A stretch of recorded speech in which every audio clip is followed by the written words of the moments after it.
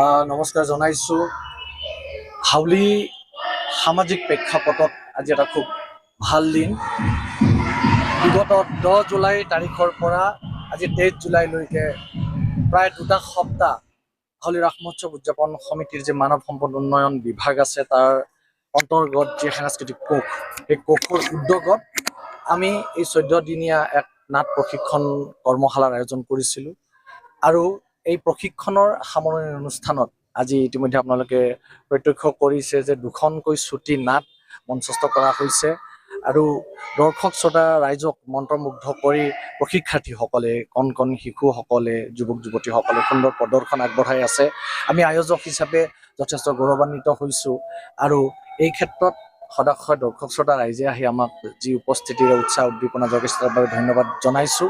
আৰু এই সাংস্কৃতিক যিটো ধাৰা, হাউলিৰ যিটো সোণোৱালী অতীত নাটৰ ক্ষেত্ৰত হওক বা সিদিনা জুবিন গাৰ্গৰ গীতৰ কৰ্মশালা পাতিছিলোঁ, এনেদৰে আমি আগুৱাই নিম বুলি বদ্ধপৰিকৰ।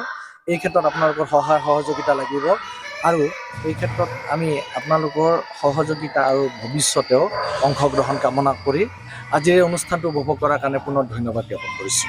মই আপোনাক এটা কথা সুধিছোঁ, যিহেতুকে আপুনি সমাজৰ লগত জড়িত ব্যক্তি বা এজন শিক্ষক হয়, গতিকে মই আপোনাক অলপ ওলোটাকৈ সুধিছোঁ, আগতে গৰম বন্ধ মানে গ্ৰীষ্ম বন্ধ মানে মানুহ ল'ৰা ছোৱালীখিনি এনজয় কৰিছিলে, কিন্তু এতিয়া দেখা পাইছোঁ এটাৰ উপৰি এটা কৰ্মশালা, মানে বিভিন্ন ধৰণৰ হাতৰ আখৰ এবাকাচ বা বিভিন্ন ধৰণৰ কৰ্মশালা, নাট গান নৃত্য, তো এইবিলাকে কিবা মানে যিটো গ্ৰীষ্ম বন্ধৰ যিটো আমেজ, পুৰণা আমেজ, সেইটো ক'ৰবাত বিঘ্নিত কৰিছে নেকি? মানে কোনোপধ্যে নহয়। এনেকৈ আমি কথাটো ক'ম যে উপভোগ কৰা আৰু সময়ৰ সদব্যৱহাৰ কৰা, কাৰণ এটা মাহ 30টা দিন যথেষ্ট সময়, জীৱনৰ 30টা দিন যদি কেৱল আমি ঘূৰি মেলি কটাওঁ তেতিয়াহ'লে নহ'ব।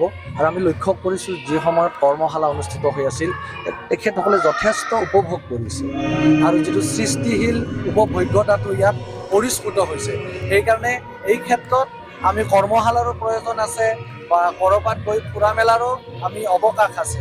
সেইকাৰণে দুয়োটা সমান্তৰালভাৱে চলিব লাগিব, কেৱল যে এমাহ ফুৰিবই সেইটোৱে নহয়।